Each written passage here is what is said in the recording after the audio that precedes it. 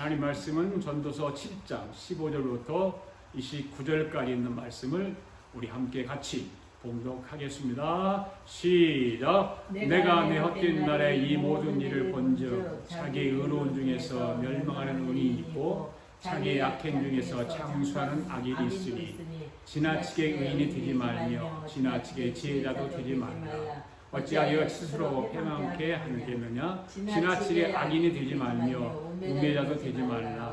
어찌하여 기한 전에 죽으려느냐?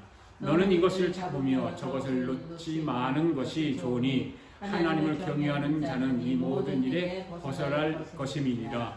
지혜가 지혜자로 성 가운데 열 유사보다 능력 있게 하느니라. 선을 행하고 죄를 범치 아니하는 의인은 세상에 아주 없느니라. 무릇 사람의 말을 들으려고 마음을 두지 말라. 염려컨대 내 종이 너를 저주하는 것을 들으리라. 너도 가끔 사람을 저주하는 것을 내 마음에 아느니라.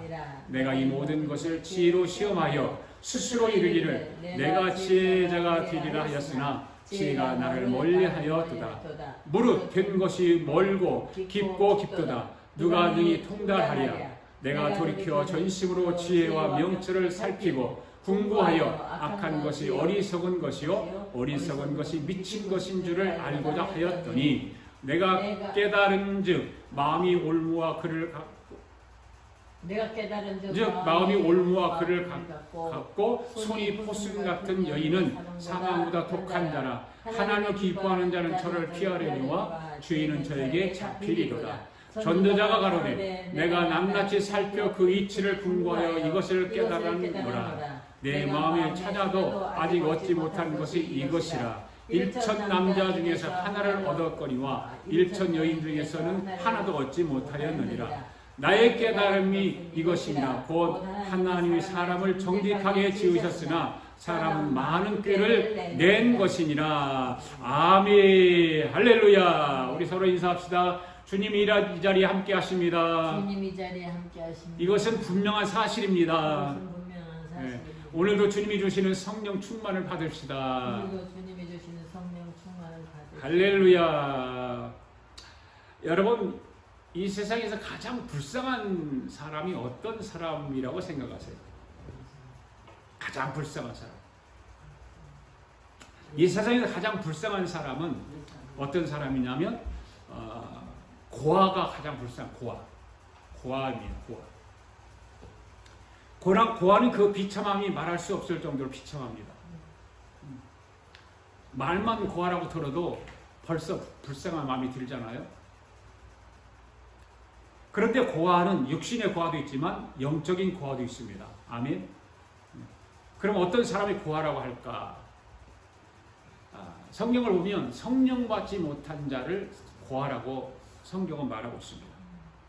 요한복음 14장에 있는 16절 18절 보면 이렇게 말했어요. 한번 같이 읽어볼까요? 시작. 내가 아버지께 구하겠으나 그가 또 다른 보혜사를 너에게 주사 영원토록 너희와 함께 있게 하시리니 저는 진리 영이라. 세상은 능히 저를 받지 못하나니 이는 저를 보지도 못하고 알지도 못함이라. 그러나 너희는 저를 아나니 저는 너희와 함께 거하시며 또 너희 속에 계시겠습니다. 내가 너희를 고아와 같이 버려두지 아니하고 너희에게로 오리라. 아멘. 18절 말씀 잘 보세요.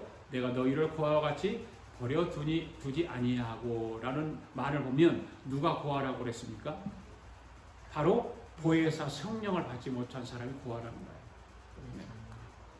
성령을 받지 못한 사람을 고아라고 우리 주님 말씀하고 있습니다. 아멘. 오늘 저와 여러분은 한 사람도 영적인 고아가 없기를 바랍니다. 할렐루야. 그럼 두 번째는 어떤 사람일까요? 과부입니다. 과부. 이 세상에서 가장 불쌍한 사람은 과부예요. 과부. 그러니까 과부를 업신여기지 말라 그 말이에요. 과부도 육신의 과부가 있는가 하면 영적인 과부도 있습니다. 어떤 사람이 영적인 과부일까요? 예수님을 신랑으로 모시지 않는 사람이 영적인 과부예요. 오늘 우리 아가페 교회 성도들은 한 사람도 빠지지 말고 예수님을 신랑으로 모시고 살기를 바랍니다. 아멘. 할렐루야. 한 사람도 영적인 과부가 없기를 바랍니다. 과부는 불쌍합니다. 그렇죠? 네. 성경을 보면 당시 과부들은 자기 집에다가 줄을 달아놓고 이 집은 과부의 집이라고 써놓고 살았어요. 혼자 사는 과부이기 때문에 노동력이 없단 말이나 그래서 살아가기가 힘들어요. 오늘날 과부들은 돈을 더 잘 벌어요. 네, 더 잘 벌어요. 그런 세상이지만 당시는 과부는 일을 할 수가 없었습니다. 그래서 지나가는 사람들이 과부의 집 앞을 지나가다가 과부의 집인 것을 알게 되면 불쌍하니까 문 안으로 먹을 것을 던져주는 거예요. 네, 던져주고. 그래서 아침에 자고 일어나면 문댐 안에 먹을 것이 떨어져서 그걸 먹고 살았다 그 말이에요. 그와 마찬가지로 영적인 과부도 불쌍한 것입니다.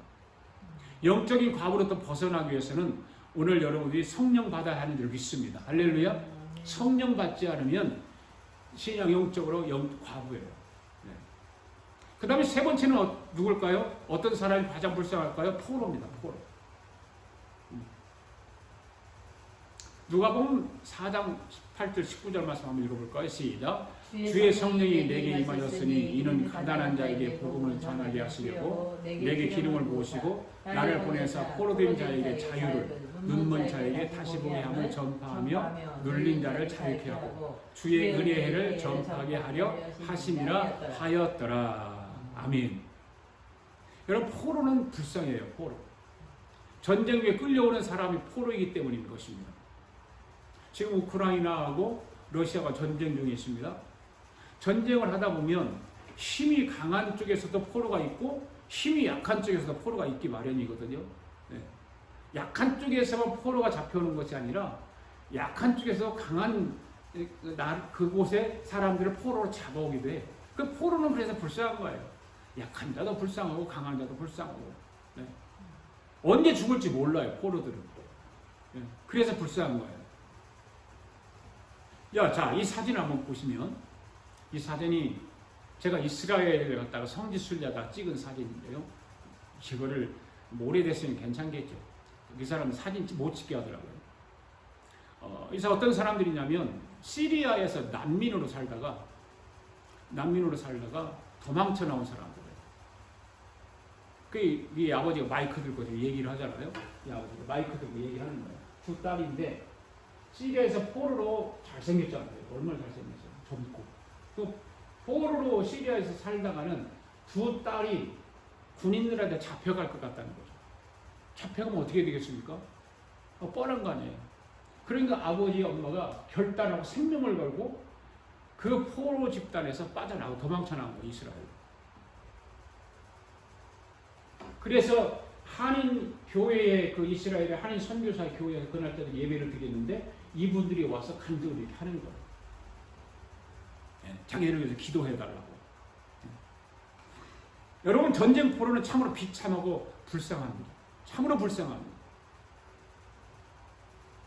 영적인 포로도 불쌍하죠.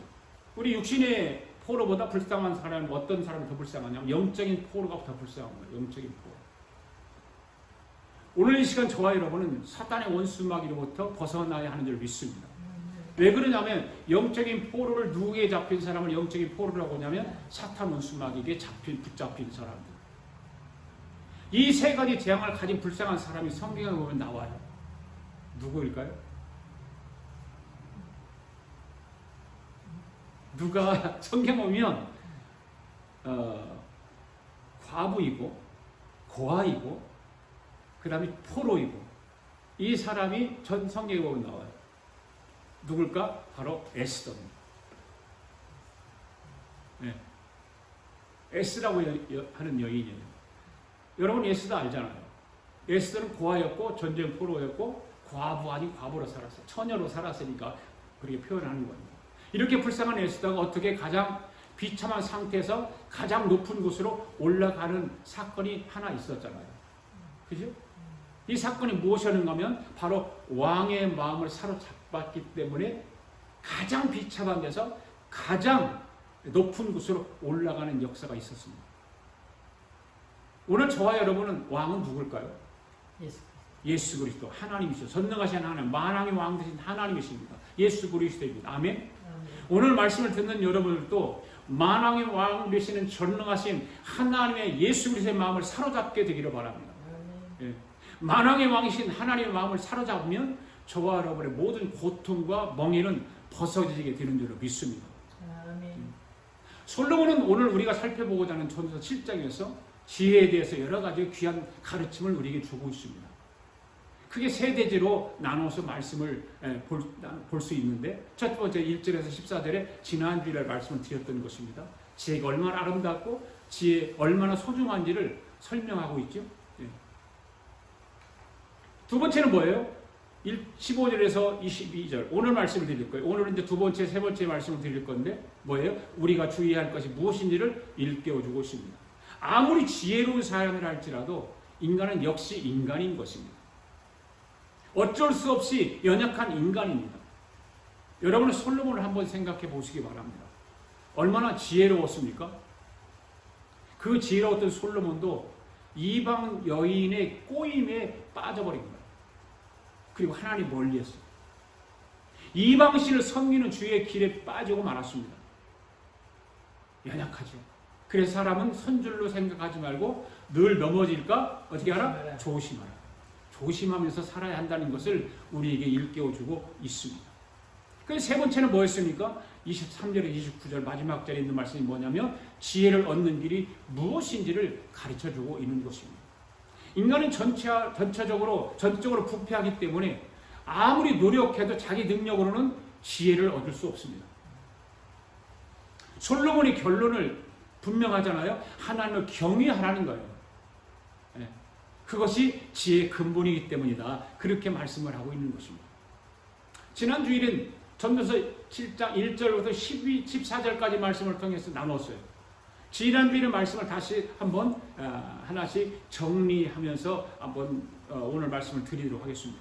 지난 주일에 첫 번째로 지혜의 소중함에 대해서 말씀을 드렸죠.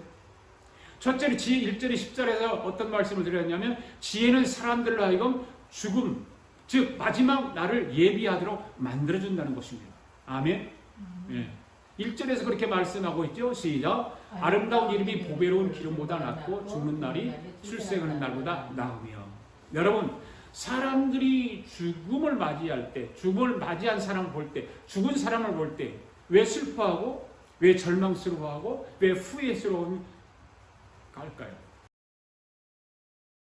그렇게 슬픔으로 받아들이고 왜 죽음 자체를 절망스러움을 받아들이고 죽음 자체를 후회스럽게 받아들일까요? 그 이유가 어디에 있을까요? 그 죽음이라고 하는 것이 모든 인간들과의 관계의 단절로 생각하기 때문에 그런 겁니다. 이제는 끝이다. 나는 아무것도 자식도 만날 수 없고 아내도 남편도 만날 수 없고 인간과의 관계가 단절된다고 하는 생각을 하기 때문인 것입니다. 이 세상에서 만날 사람과 다시 만날 수 없다는 아쉬움 때문에 그런 거죠. 그래서 슬퍼하고 절망스러워하고 때로는 후회스러워하기도 하는 것입니다. 그것도 한 가지는 뭐냐면 다 아무리 내가 벌어놓았다 할지라도 더 이상 누리지 못한다고 하는 안타까움이죠. 많이 모아놓은 사람들 치고 그렇게 많이 생각할 거예요. 이걸 내가 죽기 전에 다 쓰고 죽어야 되는데. 그게 맞는 얘기예요. 쓰고 죽어야 맞는 얘기예요. 근데 사람은 쓰지 못하고 죽는다 그 말이에요. 그거를 움켜쥐려고 계속해서 움켜쥐려고 하다가 그냥 남겨놓고 죽는 거예요. 그렇죠? 그 쓰고 죽으란 말이에요. 쓰고 죽으란 말이에요. 다 남읍시다. 우리 다 쓰고 죽읍시다. 남겨놓고 다 쓰고 죽는 거예요. 왜? 그런 안타까움이 누리지 못하고 죽는 것이 안타까운 거예요. 이것이 죽음에 대한 일반적인 견해들이라고 말입니다. 모든 세상 사람들이 다 이러한 마음을 가지고 있습니다. 그러나 만약 죽음 이후에 또 다른 세상이 있음을 진심으로 믿는다면, 그리고 죽음 이후 하나님이 예비하신 천국에 올라가서 그곳에서 참된 기쁨을 누리면서 행복한 나라를 보낸다고 확신한다면 결코 죽음은 슬퍼할 일도 탄식할 일도 후회와 아쉬움으로 맞이할 필요가 없다고 말이죠. 아멘? 그래서 하나님이 예비하신 천국에 들어간다고 믿는 사람들의 죽음은 소망이 있는 거죠. 그리고 더 좀 이렇게 더 믿음 있는 말을 하면 감사합니다. 죽음이 죽음이 감사하고, 여러분 죽음에 대해서 감사해 본 적이 있나요? 그것을 보람으로 받아들이고 기쁨으로 받아들여야 되는 것입니다. 그래서 솔로몬은 오늘 말씀에서 죽음의 날이 출생의 날보다 낫다고 규정하고 있는 거예요. 아멘. 4절 말씀 한번 봅시다. 시작. 지혜자의 마음은 초상집에 있으되 우매자의 마음은 연락하는 집에 있느니라. 이것이 바로 지혜로운 사람과 어리석은 사람의 차이입니다. 지혜자는 자기의 죽음을 생각합니다. 그러면서 자기의 마지막 날을 예비하면서 살아갑니다. 준비하면서 살아가죠. 네. 그러나 어리석은 자는 그렇지 않습니다. 그냥 마지막까지 자기 육신을 즐기는 일에 빠져 살아갑니다. 어떻게 하면 내 육신을 즐겁게 할까? 내 육신을 더 재밌게 할까? 이런 거죠. 여러분, 사실 죽음은 우리가 얼마나 가까이 있는지 몰라요. 멀리 있는 것이 아니에요. 가까이 있는 거예요. 누가복음 12장 20절 말씀 한번 볼까요? 시작. 하나님이 이르시되 어리석은 자여 오늘 밤에 내 영혼을 도로 찾으리니 그러면 내 예비한 것이 네 것이 되겠느냐 하셨으니. 여러분, 이 말씀이 어떤 의미일까요? 어떤 의미일까요? 사람 앞의 죽음이란 그날이 될지 다음 날이 될지 알지 못하는 그야말로 하루의 간격 차이가 나지 않는다는 말 아니에요? 오늘 밤에 내 영혼을 도로 찾는다는 거 하나님. 그야말로 죽음은 우리의 눈으로 직접 볼 수는 없지만 언제 어디서든 우리를 덮칠 수 있을 만큼 우리들 가까이 있다는 거죠. 아멘. 아멘. 그래서 어떻게 예비하고 살아가라. 준비하고 살아가라. 아멘. 이런 면에서 초상집은 인생에 가장 효과적이고 분명한 교육장이 될 수도 있어요. 지혜 있는 사람은 죽음에 대한 마지막 날을 예비하며 살아가는 사람인 줄로 믿습니다. 그 다음에 지혜자의 소중함이 두 번째는 어떤 거예요? 지혜는 우리의 발걸음을 옳은 길로 인도해 준다고 지난주에 말씀을 드렸죠. 자, 5절 말씀 한번 볼까요? 시작. 사람이 지혜의 책망을 듣는 것이 우매자의 노래를 듣는 것보다 나으니라. 지혜로운 사람은요, 아첨하는 소리를 듣는 것보다 정말로 자기를 위해서 진정으로 때로는 책망도 하고 때로는 충고도 하고 이런 소리를 기울이는 것을 좋아해요. 좋아하는 사람은 없겠지만 그래 듣는 거예요. 그 뭐 기쁘고 막 즐거워 듣겠어요? 충고하고 막 그러는 말에 그렇지만 귀담아 듣는다 그 말이에요. 왜 그렇습니까? 6절 말씀 보세요. 시작. 우매자의 웃음소리는 손 밑에서 가시나무에 타는 소리 같으니 이것도 헛디도. 여러분, 손 밑에서 지난주에 말씀드렸지만 가마솥대잖아요. 옛날에 시골에는 부엌에서 붓막을 만들어 놓고 거기다 가마솥을 걸어 놓고 이 불을 떼서 했단 말이에요. 그런데 거기에 어떤 것이에요? 가시나무를 떼면 그게 타는 소리가 따다닥 따다닥 뚜다닥 이런 소리만 요란하죠. 그런데 그거는 금방 타서 없어져요. 효력이 없어요. 실속이 없어요. 장작불을 떼서 오래 가야 되는데 오래 가지 못하는 거예요. 그리고 그것은 화력도 좋지 않아요. 금방 타서 없어지는 것입니다. 그러니까 무슨 실속이 있어요. 그건 무슨 말이에요? 바로 아첨하는 소리가 그와 같다 그 말입니다. 아첨하는 소리에 귀를 기울이면 안 돼요. 사바사바하는 그런 소리에 귀를 기울이면 안 돼요. 그걸 해서도 안 돼요. 아첨하는 말을 해서도 안 되고 사바사바를 해도 그렇게 비벼서 이런 짓을 해서도 안 되지만 그런 말을 들으면 안 되는 거예요. 네. 그런 말은 솥 밑에서 타는 가시나무가 타는 것과 똑같은 거예요. 금방 없어지는 거예요. 7절 말씀도 볼까요? 시작. 탐악이 지혜자를 우매하고 뇌물이 사람의 영체를 망하게 합니다. 그러니까 사람 누구든지 다른 사람의 책망이 필요한 것입니다. 그렇죠? 필요한 거예요. 네. 아무리 지혜로운 사람이다 할지라도 탐욕 때문에, 탐욕이 많으면 그리고 뇌물을 받다고 뇌물 때문에 잘못된 길을 가는 사람들이 이 세상에는 너무나 많단 말이에요. 네. 큰 사고를 하는 사람들 탐욕 있잖아요. 이런 사람들은 큰 자기 기업을 경영하기 위해서 뇌물을 줄까 안 줄까요? 준단 말이에요. 네. 자기 기업을 더 성장시키기 위해서. 결국 그러다 보면 망하게 되는 거예요. 잘못된 길로 가기 때문에. 그래서 사람은 아무리 지혜로운 사람이라 할지라도 다른 사람의 책망이 꼭 필요하다는 것입니다. 할렐루야. 아멘. 이런 말이 있습니다. 양약이 고구이나 이어 병이니라. 지난주에 이 말씀을 내가 드렸었는데 뭐예요? 이 말이 좋은 약이 입에는 쓰지만 병에는 좋으니까 참고 먹어라, 그런 말입니다. 그렇습니다. 다른 사람이 충고와 책망이 얼른 듣기에는 귀에 거스르는 것이 사실이죠. 네. 처음에는 들을 때는 굉장히 귀에 거슬려요. 듣기 싫어요. 그러나 잘 충고의 말을, 다 책망의 말을 잘 생각하고 들어보면 그 말이 거슬리지 않고 나를, 내 삶을 올바르게 만들어줍니다. 아멘. 아멘. 아첨하는 소리에 귀를 기울이지 말고 진정으로 나를 아끼고 사랑해서 책망하는 소리, 충고하는 목소리를 더 좋아할 수 있는 저와 여러분 될 수 있기를 바랍니다. 그럼 세 번째는 어떤 것이었습니까? 세 번째, 지혜는 최후의 승리를 우리에게 가져다 준다는 거예요. 네, 최후의 승리를. 여러분, 끝이 좋아야 돼요? 시작이 좋아야 돼요? 끝이 좋아야 되죠. 네. 끝이 시작보다 나아야 되는 거예요. 여러분, 탕자를 한번 생각해 보세요. 탕자가 시작할 때는 얼마나 기고만장했습니까? 좋았잖아요. 아버지, 형하고 나하고 둘뿐인데 아버지가 나한테 물려줄 재산이 있지 않습니까? 형하고 분배를 해서 내 재산을 좀 주세요. 나 좀 나가서 좀 비즈니스 해보고 장사도 해보고 내가 좀 뭔가를 좀 해보겠습니다.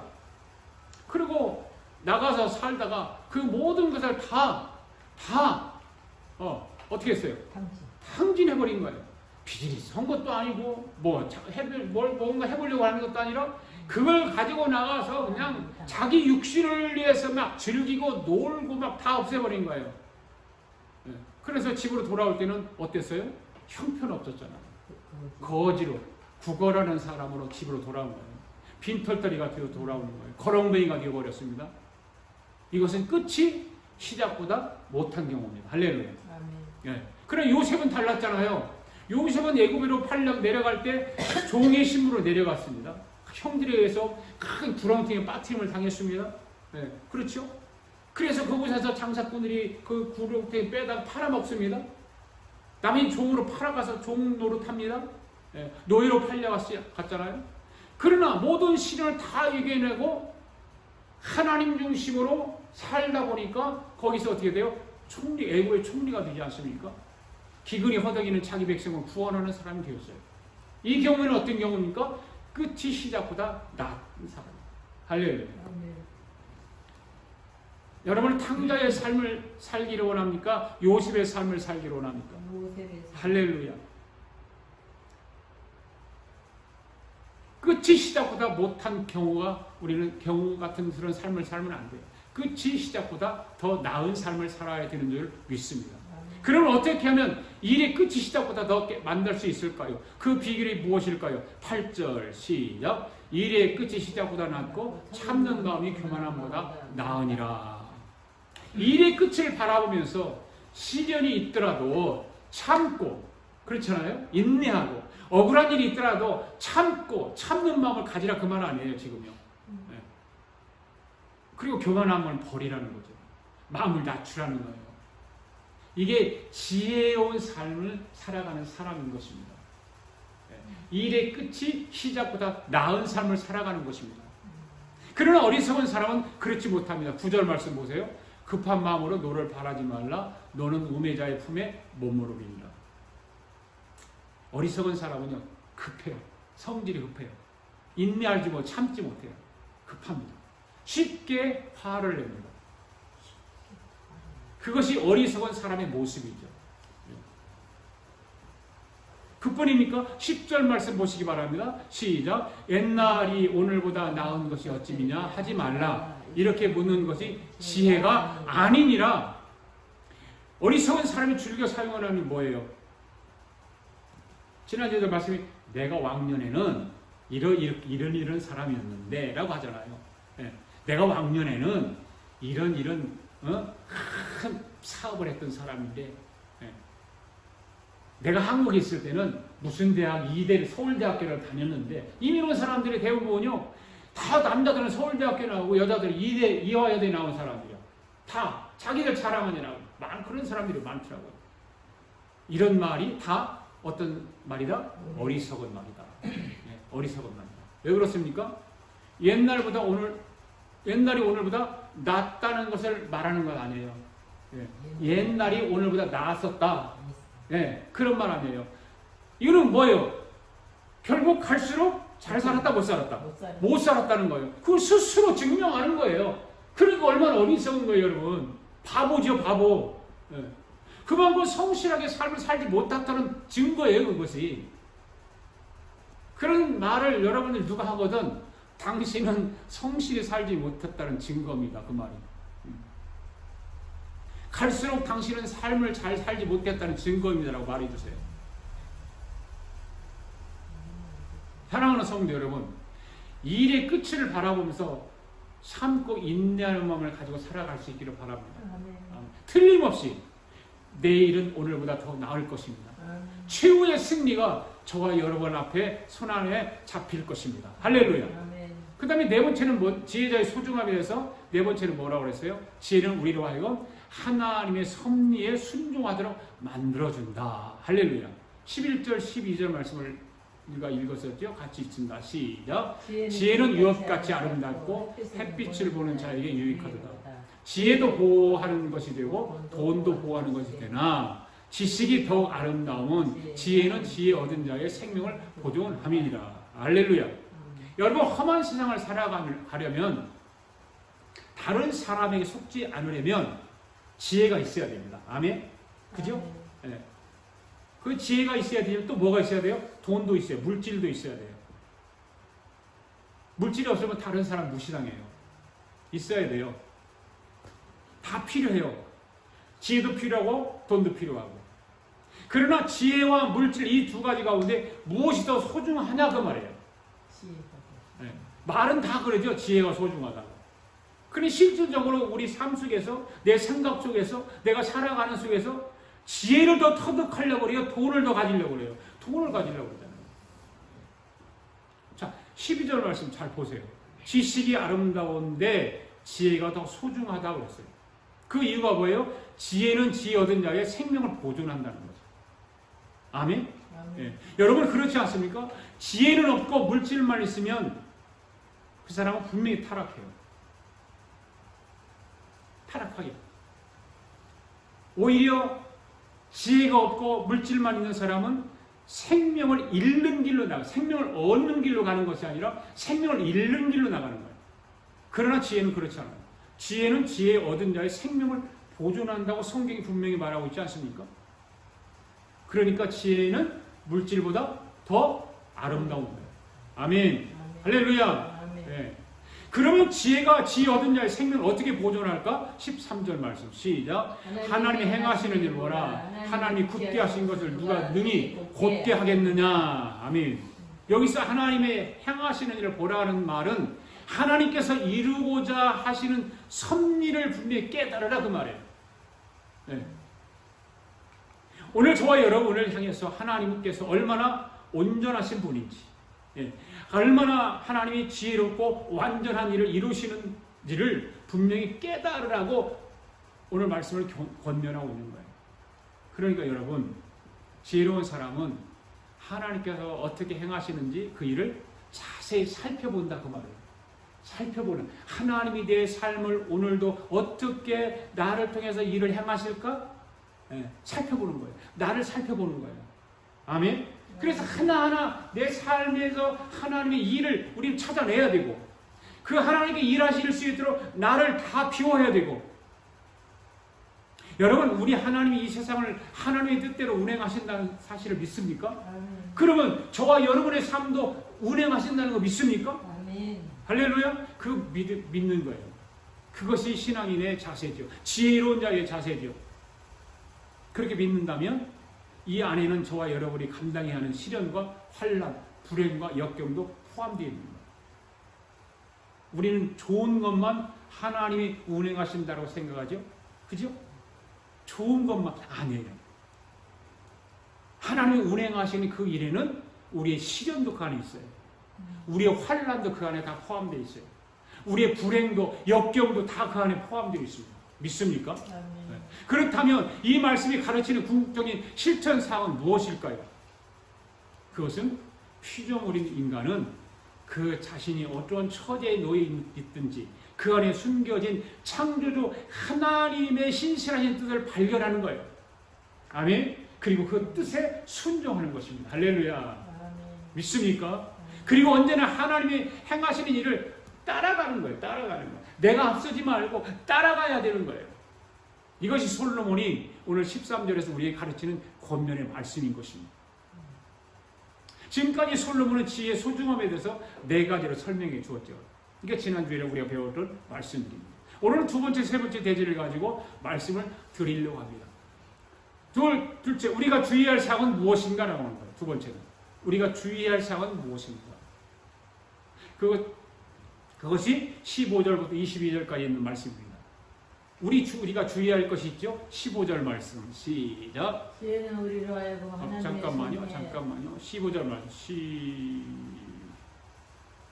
내가 내 헛된 날에 모든 일을 본즉 자기 의로운 중에 멸망하는 은이 있고 자기의 행을 중에서 장수하는 악인이 있으니. 그러죠? 여러분, 나그네 인생길을 걸어오면서 해 아래 모든 일어나는 일들을 자세히 살펴보았습니다. 놀라운 일을 발견했습니다. 어떤 일입니까? 15절 중반절에 보니까 자기의 의로운 중에서 멸망하는 의인이 있고 그랬어요. 의인이 하나님의 복을 받아서 형통해 하는데, 그죠? 오히려 멸망하는 의인이 있다는 거예요. 그렇잖아요. 우리가 예수 믿고 구원받은 사람이 의인인데, 의인이 그러면 잘 형통해야 되는데, 그런데 그 중에도 멸망하는 의인이 있다는 거예요. 그 다음 말씀 뭐라고 그랬어요? 자기의 악행 중에 장수하는 악인이 있다. 악인은 하나님의 벌을 받아서 잘못되어야 하는데 오히려 악인이 형통한 경우가 있다는 거 아닙니까? 여기 솔로몬의 고민이 여기에 있는 거예요. 우리가 하박국 선지자를 보면 하박국 선지자의 고민도 거기에 있어요. 시편 73편에 보면 아삽이 느꼈던 고민이 거기 똑같은 고민이 거기에 있어요. 솔로몬이 이 고민을 놓고 깊이 고심을 하기 시작합니다. 그는 자기가 깨달은 것을 우리에게 이렇게 권면해요. 16절 말씀 시작. 지나치게 의인이 되지 말며 지나치게 지혜자도 되지 말라. 어찌하여 스스로 패망하게 하겠느냐. 이게 솔로몬이 이 문제를 놓고 깊이 고심을 하면서 권면하는 말씀이에요. 하나님 앞에서 자기 의를 자랑하지 말라는 거예요. 하나님 앞에서 자기의 지혜를 자랑하지 말라는 거예요. 왜 그렇습니까? 하나님, 내가 지혜롭고 건강하게 살면 하나님께서 마땅히 제게 복을 주셔야지 왜 제게 이와 같은 어려운 고난과 환난을 주십니까? 하고 원망하기 쉬운 거예요. 낙심하기 쉬워요. 그러니 스스로 패망케 되고 마는 것입니다. 그런데 그와 반대로 하나님, 저는 부족합니다. 저는 죄인입니다. 제가 잘못한 것이 없습니까? 잘못한 거 있으면 깨닫게 해주세요. 우리는 언제나 이와 같이 겸손한 마음으로 살아야 한다는 것을 가르쳐주고 있는 거예요. 의인이라고 교만하지 말라는 거예요. 하나님 앞에 따지지 말라는 거예요. 17절 말씀 보십시오. 시작. 지나치게 악인이 되지 말며 우매자도 어리석은 자도 되지 말라. 어찌하여 기한 전에 죽으려느냐. 이 말은 뭐예요? 죄를 짓고 악하게 살아도 얼마든지 형통한데 하던데 뭐 될 대로 되라. 그런 식으로 죄악에 자기 몸을 내맡기지 말라 그 말이에요. 예. 어떤 사람들은 될 대로 되라 그 인생을 사는 사람 있잖아요. 예. 내가 세상에서 예수 안 믿어도 예. 죄를 막 짓고 좀 다른 사람을 좀 속이기도 하고 사기도 치고 그래도 얼마나 형통하던데 뭘 나봐.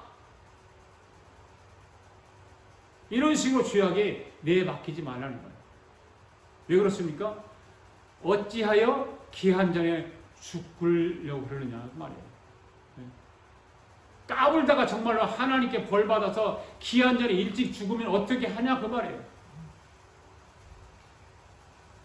그래서는 안 된다. 솔로몬이 그것을 우리에게 교훈하고 그래서는 안 된다. 양극단을 피하라 그 말입니다.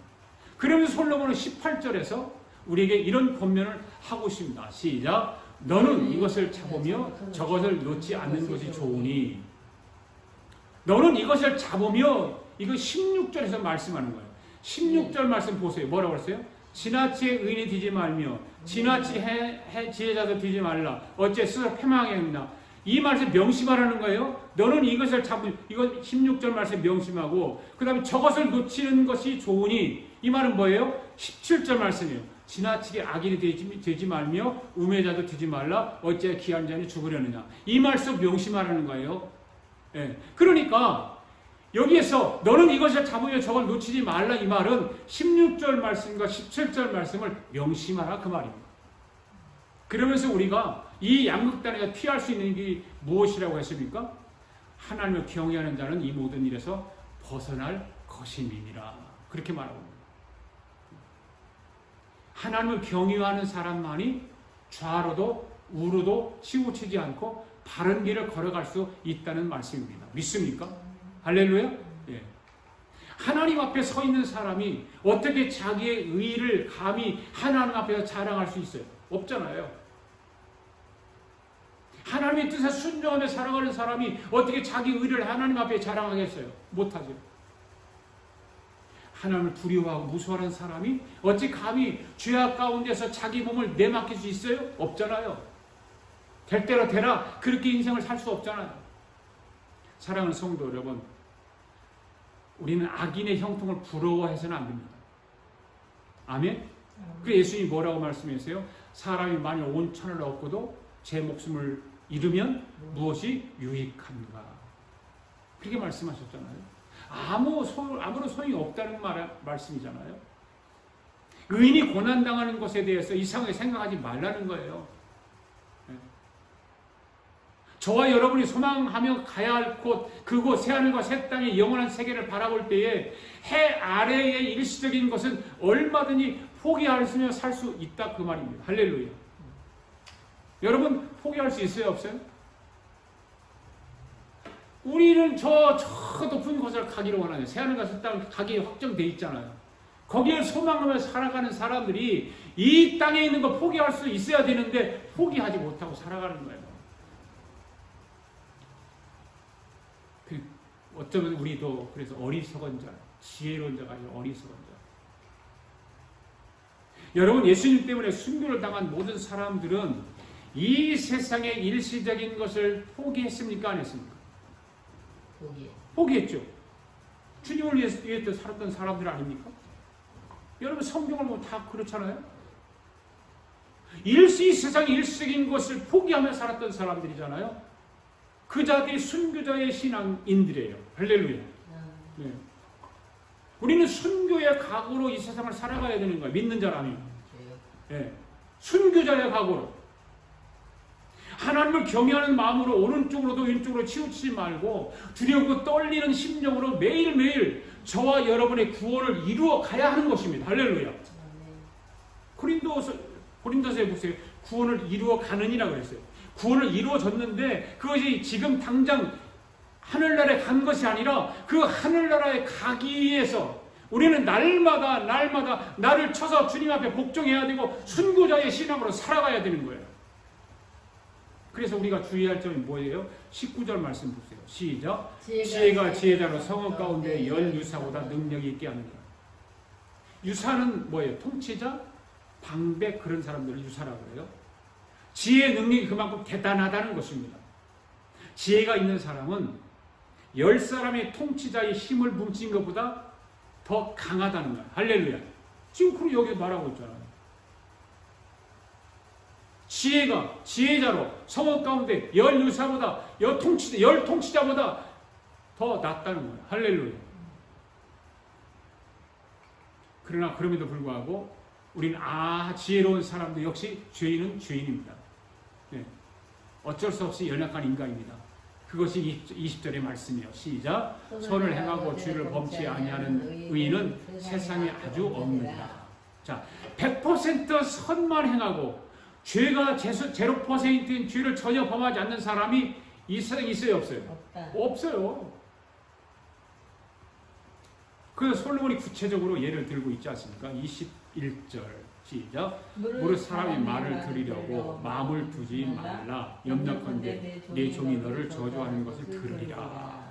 남이 보지 않는 데서 남을 험담하지 않고 또 남을 저주하지 않고 욕하지 않는 사람이 이 세상에 누가 있어요?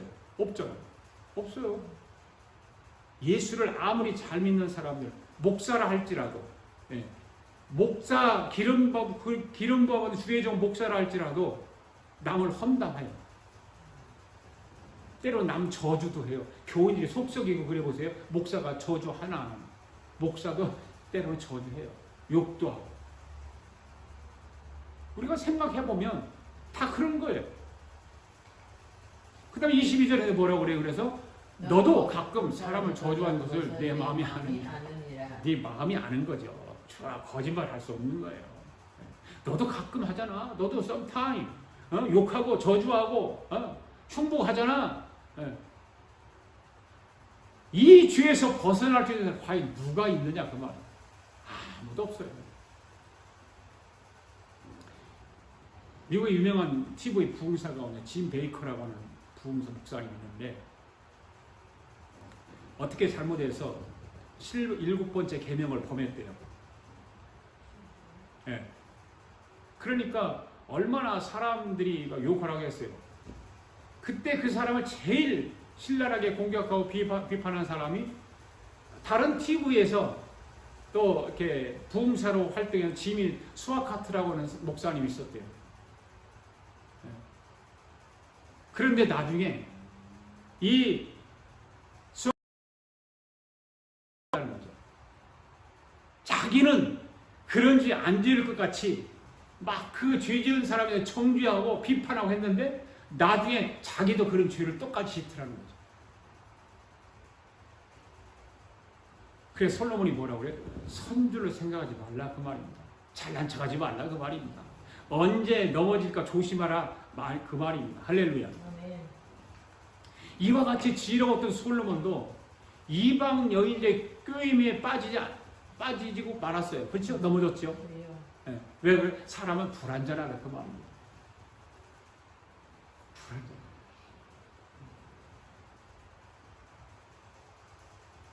그러므로 언제나 하나님 앞에 서 있는 심정으로 넘어지지 않도록 조심하면서 살아가는 저와 여러분 되시기 바랍니다. 할렐루야. 아멘. 세 번째, 그러면 어떻게 지혜를 얻을 수 있을까요? 어떻게 있을까요? 우리가 어떻게 하면 소중한 지혜를 얻을 수 있을까요? 그것이 23절부터 29절까지 나오는 말씀들이에요. 자, 23절, 24절 시작. 내가 모든 것을 지혜로 시험하며 스스로 이르기를 내가 지혜자가 되리라 하였으나 지혜가 나를 멀리하였도다. 무릇 된 것이 멀고 깊고 깊도다. 누가 능히 통달하리. 여러분 23절의 말씀을 잘 보세요. 내가 이 모든 것을 지혜로 시험하며 스스로 이르기를 내가 지혜자가 되리라 하였으나 지혜가 나를 멀리하였도다. 이렇게 말하고 있어요. 내가 지혜가 되리라 하였지만 지혜가 나를 멀리하였다. 이 말은 무슨 뜻일까요? 여기서 두 번이나 지혜라고 하는 말이 두 번 언급되죠. 그 의미가 서로 다른 거예요. 지혜가 되리라 하였으나 지혜가 나를 멀리하였다. 이 두 지혜는 서로 다른 말이에요. 의미가 달라요. 처음에 지혜는 솔로몬이 자신의 지혜를 말하고 있는 거예요. 솔로몬이 자신의 지혜. 솔로몬이 지혜의 왕이잖아요. 그 자신이 가지고 있는 지혜를 말하고 있는 거예요. 즉 뭐냐면 인간의 지성이죠. 지성. 인간 속에 있는 지성 속에 있는 지혜를 말하는 거예요. 그러나 마지막 하반절의 지혜는 의인화된 하나님의 창조적인 지혜를 말하고 있는 거예요. 할렐루야. 달라요, 의미가. 말하자면 솔로몬은 자기의 지혜를 다 동원하여 아무리 생각하고 인간의 지혜로 아무리 하나님의 창조 지혜가 나타나는 그 세계를 관찰하고 연구하려고 해도 알 수 있었다 없었다? 없었다는 거죠. 없었다는 거예요. 이 말씀에 관하여 구체적인 내용이 욥기서에 나와요. 욥기서 38장부터 48장까지 쭉 보면 거기에 상세히 소개되고 있지 않습니까? 이 당대에 출구라고 당대할 수 있는 욥이 하나님을 대면하는 장면이 나와요. 하나님 되면. 그러나 그는 하나님께서 물으시는 질문에 한마디도 대답하지 못하잖아요. 네. 자신의 입을 딱 다물 수밖에 없습니다. 하나님 말씀하시는 그 말씀 앞에.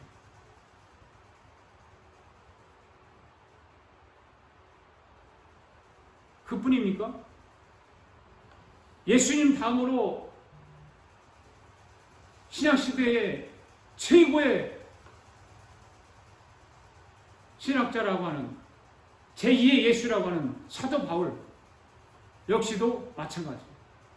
그는 하나님의 경륜과 행사를 묵상하고 그 정리하는 과정 속에서 놀라운 경이로움에 사로잡혀서 사도 바울이 이런 고백을 해요. 로마서 11장 33절 시작. 깊도다 하나님의 지혜와 지식에 부유하며 그의 판단은 측량치 못할 것이며 그의 길은 찾지 못할 것이고. 사도 바울도 그렇게 학식이 많고 모든 것이 완벽한 사도 바울이었지만 하나님 앞에서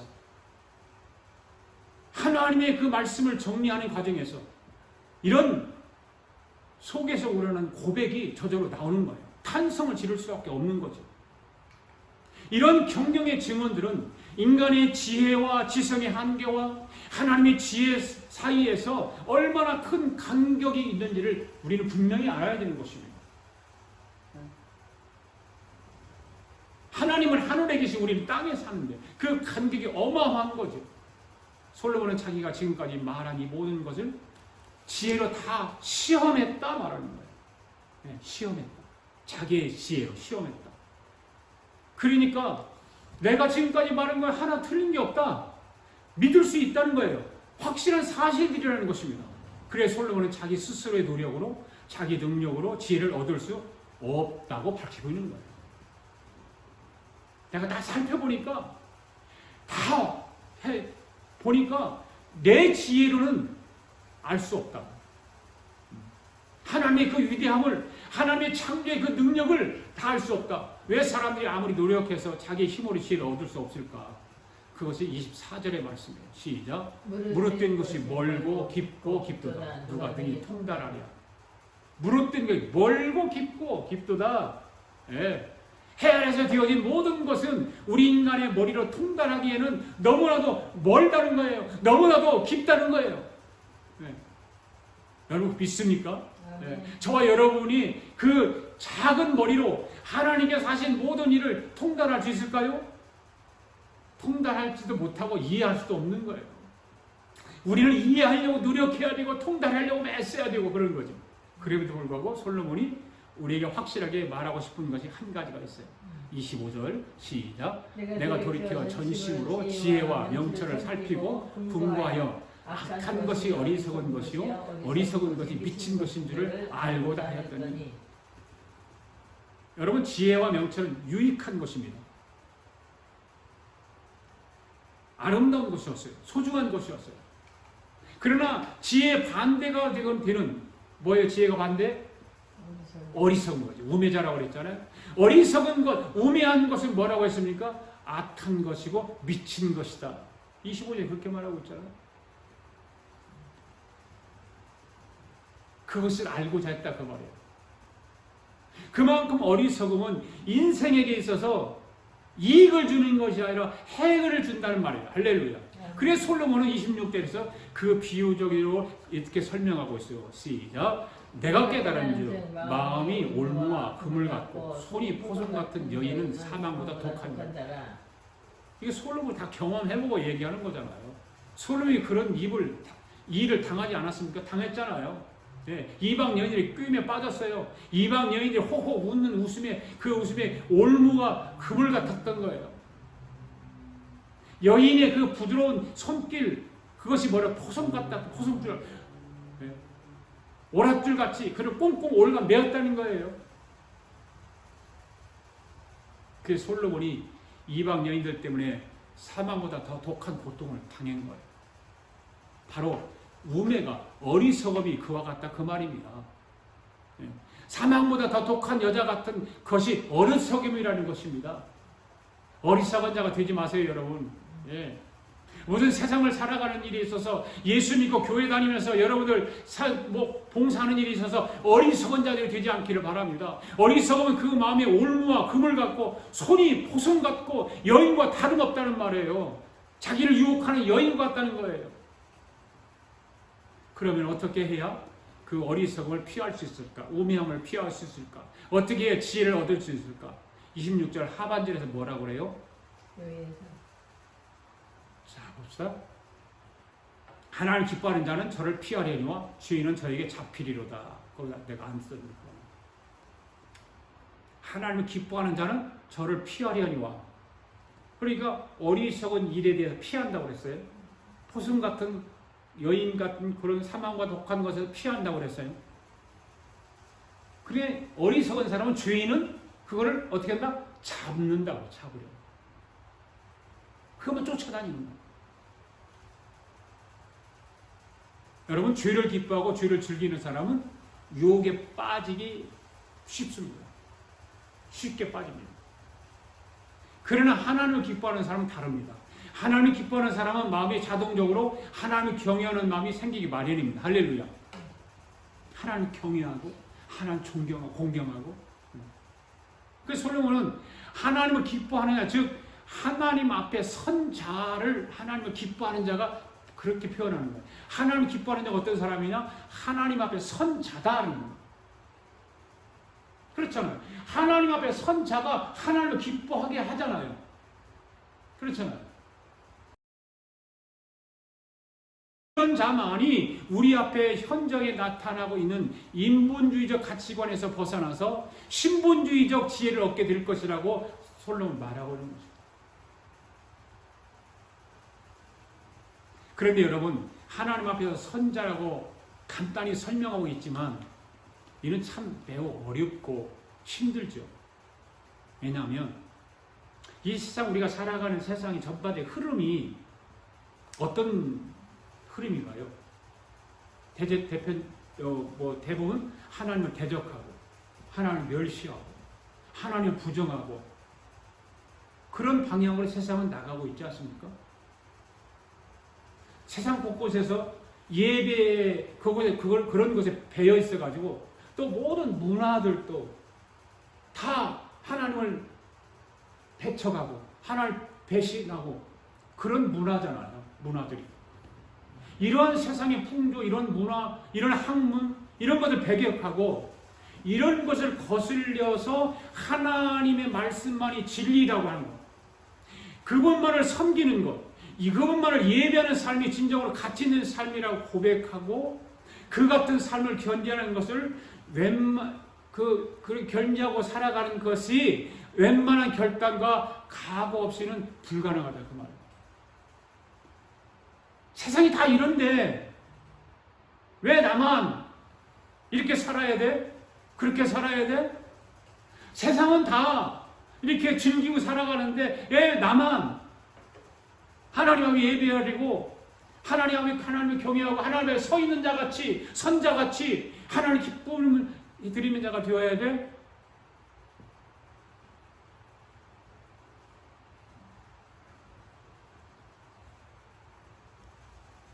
웬만한 신앙님들이라 할지라도 그런 결단과 각오가 참 힘들죠.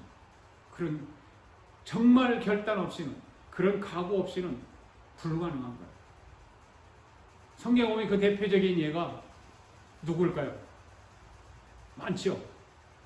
대표적으로 우리가 잘 아는 다니엘의 세 친구, 다니엘과 세 친구들, 사드락과 메삭과 아벳느고의 삶을 우리는 볼 수 있잖아요. 당연히 그들은 포로로 끌려가게 살게 된 그런 젊은 청년들이에요. 바벨론은 지금껏 그들이 상식이라고 생각했던 모든 것이 부정되었던 곳이에요. 바벨론이라고 나라. 자기가 신앙생활 할 수도 없고 기도 생활도 할 수도 없고 하나님을 향해 예배는커녕 경배는커녕 그분의 존재를 인정하는 것조차 무시받고 경멸되는 그런 곳이 바벨론이었어요. 심지어 그곳에서 하나님을 온전하게 섬기는 것은 죽음을 각오해야 돼요. 죽음의 이유가 되는 거예요. 그것이. 그럴 정도로 불신과 불경건의 영, 거짓의 영, 비진리가 팽배한 곳이 바로 그곳이었어요. 이처럼 자고 먹고 모든 것에 불신과 거짓이 찌든 그곳에서 이 다니엘과 세 친구 철저히 하나님만 섬기는 신앙을 고수하고자 할 때 얼마나 큰 희생과 고초가 따르는지를 우리 성경을 통해서 다 알고 있잖아요.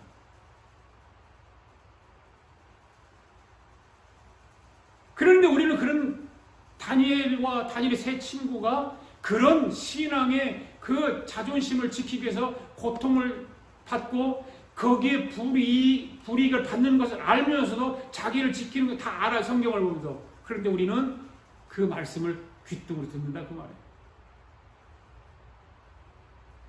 결국 그들은 결코 신앙의 자리를 벗어나서 불신을 따르지 않아요. 견고하게 신앙을 지켜나가요. 진리를 벗어나서 거짓을 쫓지 않아요. 경건의 길을 떠나서 불경건과 죄악의 길을 나가지 않아요. 철저하게 신앙을 지켜나갑니다. 그런데 여러분, 우리가 만약에 그렇게 살아간다고 해봅시다. 그럼 세상 사람들이 이런 행위를 보고 뭐라고 그럴까요? 저 죽으려고 환장했지 그러죠. 저는 이걸 생각하면서 한국에서 전 정권, 문재인 정권 안에서 문재인을 간첩이다 라고 해서 감옥에 갔던 전광훈 목사님 한번 생각해 보는 거예요.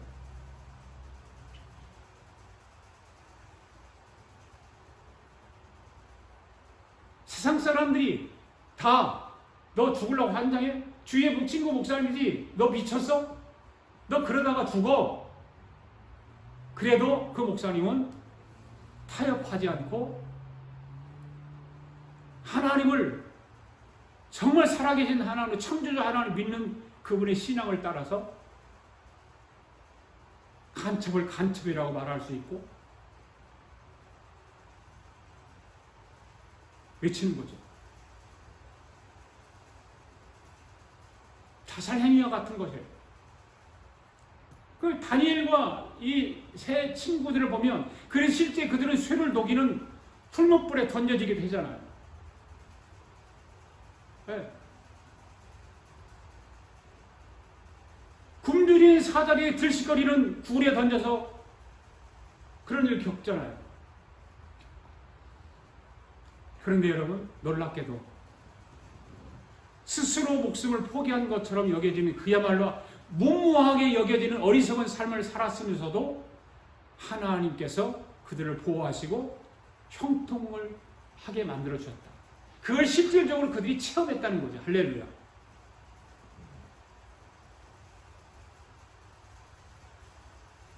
우리는 그러한 고통이 우리 앞에 와 있지 않기 때문에 그런 것까지 결단을 하지 못할 수도 있지만 우리는 사소한 것, 그보다 더 훨씬 사소한 것 앞에서도 우리는 이기지 못하고 불복당하고 만다 그 말. 이러한 믿음의 사람들의 삶의 면모는 오늘날 저와 여러분들을 통해서 재현되어야 될 줄로 믿습니다. 할렐루야. 다시 말해서 우리는 이 악하고 거짓된 세상과 인본주의적 가치와 황금만능주의 속임수와 술수가 난무하는 세상 가운데서도 하나님을 믿는 신앙, 성경을 살아계신 하나님의 말씀으로 믿으며 살아간다고 하는 것입니다. 그렇게 살아가야 되는 거예요. 할렐루야. 견고한 우리의 신앙의 성을 쌓고 악한 영들이 나를 침투하지 못하도록, 침투한다 할지라도 나를 지배하고 나를 억누르게 하고 힘들게 할지라도 살아계신 하나님 말씀 앞에 우리는 견고해야 될 줄을 믿습니다. 물론 세상은 우리가 호락호락 하나님의 자녀로 천국 백성으로 살아가도록 내버려두잖아요. 호시탐탐 매일매일 시간시간 온갖 거짓 가르침으로 우리를 미혹합니다. 그리고 앞으로 할 것입니다. 모든 인본주의 세상은 너무 많잖아요.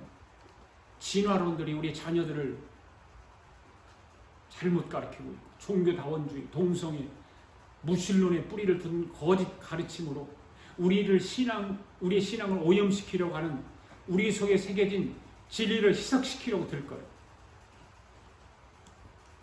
그러나 여러분, 우리는 이 세상에 속한 자가 아니라는 사실을 우리 기억해야 됩니다.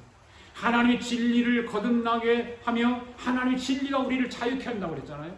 그리고 세움을 입은 하나님의 백성들이라고 하는 것을 우리 잊지 말아야 될 것입니다. 비진리와 거짓에 대한 우리의 자세는 타협도 협상도 아닌 전적이고 단호한 거부밖에는 없습니다. 그거 외에는 없습니다. 거부하는 것입니다. 네. 거부해야 됩니다. 나의 신앙을 누룩처럼 만들지 않기 위해서, 나의 신앙을 더럽힘을 당하지 않기 위해서 거부해야 되는 것입니다. 왜냐하면 우리는 하나님의 구원을 체험한 사람들이기 때문에 그렇습니다.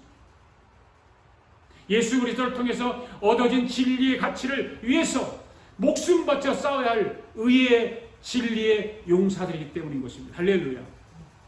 사랑하는 성도 여러분, 여러분은 하나님을 경외하는 삶을 살아가실 수 있기를 바랍니다. 하나님 말씀대로 순종하며 사시기를 바랍니다. 하나님의 뜻대로 살아가면 아무런 문제가 없습니다. 이것이 바로 지혜로운 삶인 것입니다. 아멘. 야고보서 1장 15절 말씀을 함께 마지막 읽어보겠습니다. 시작. 너희 중에 누구든지 지혜가 부족하거든 모든 사람에게 후히 주시고 꾸짖지 아니하시는 하나님께 구하라. 그리하면 주시리라. 아멘. 오늘 지혜는 내가 노력한다고 해서 얻을 수 있는 것이 아니에요. 아멘. 책을 많이 읽는다고 해서 지혜가 주어지는 것도 아니에요. 지혜의 근원은 예수 그리스도입니다. 할렐루야. 우주 만물을 창조하신 전능하신 하나님 예수 그리스도이십니다. 하나님을 경외하는 자에게 하나님께서 은혜를 주시는 것입니다. 선물로 주시는 것입니다. 아멘. 솔로몬이 1000번제를 드리면서 무엇을 구했어요? 지혜를 구했잖아요. 솔로몬이 지혜를 구할 때 하나님께서 솔로몬에게 풍성한 지혜를 주셨습니다. 할렐루야. 지혜가 부족하다고 하지 여러분 생각하십니까? 후히 주시고 꾸짖지 아니하시는 하나님께 구하라고 했습니다. 하나님 경외하는 마음으로 하나님께 지혜를 구하는 저와 여러분 될 수 있기를 바랍니다. 아멘.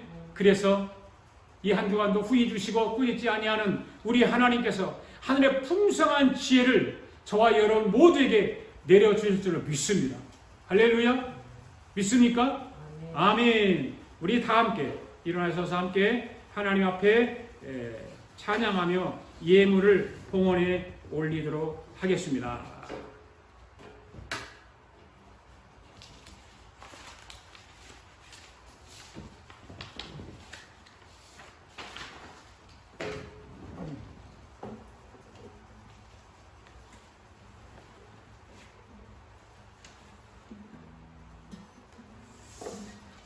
깨어라 성도여, 우리의 창을 열고 함께 찬양하겠습니다.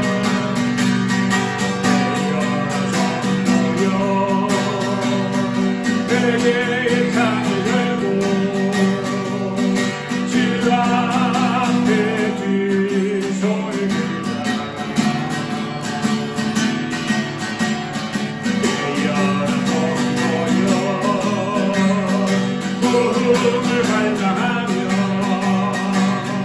성도의 능력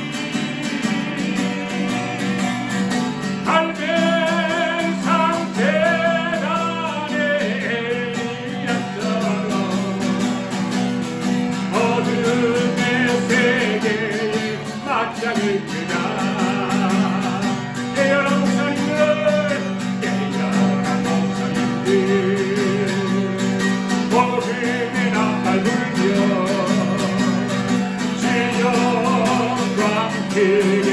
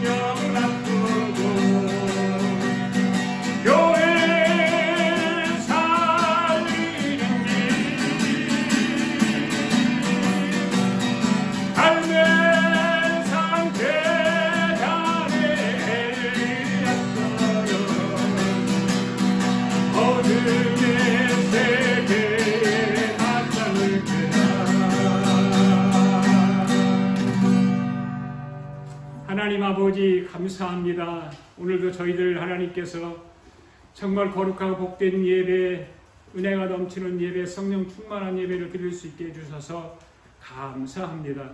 오늘도 그 은혜에 감사해 하나님 앞에 예물을 봉헌에 올렸습니다. 하나님 예물을 기뻐 받아 주시옵소서. 아버지 하나님께 11조 예물과 감사 예물과 선교 예물을 드리는 손길들을 기억하여 주시고 우리가 매월 셋째 주일은 선교주일로 하나님 앞에 예배를 드리는데 보내는 선교사의 사명을 잘 감당하는 우리 교회가 되게 하시고 성도들이 되게 하여 주시옵소서. 성도들에게 하늘의 복을 허락하시고 이 땅에 기름진 복도 허락하여 주셔서 하나님 앞에 더욱더 보화를 쌓아갈 수 있게 하시고 이 땅의 선한 일을 잘 감당하며 승리의 삶을 살아갈 수 있도록 축복하여 주시옵소서. 하나님의 교회가 정말로 연약하여 이 선교하는 일을 중단하지 않게 하시고 마지막까지 잘 감당할 수 있도록 하나님이여 오병이어의 기적을 허락하여 주시옵소서. 사랑하는 성도들이 드리는 헌금을 기뻐 받으시고 축복하여 주실 줄 믿습니다. 축복하여 주시옵소서. 지금은 우리 주 예수 그리스도의 은혜와 하나님 아버지의 극진하신 사랑과 성령님의 감동과 충만하신 역사가 오늘도 하나님 말씀을 듣고 지혜의 삶을 살기로 다짐하고 돌아가는 사랑하는 성도들 머리 위에, 성들의 가정 위에, 직장 위에, 경영하는 기업 위에, 우리가 살고 있는 이 미합중과 합중국과 하나밖에 없는 우리 대한민국과 주의 이름으로 모이는 모든 교회 위에 지금으로부터 영원토록 함께 하시기를 예수님의 이름으로 축원하옵나이다. 아멘.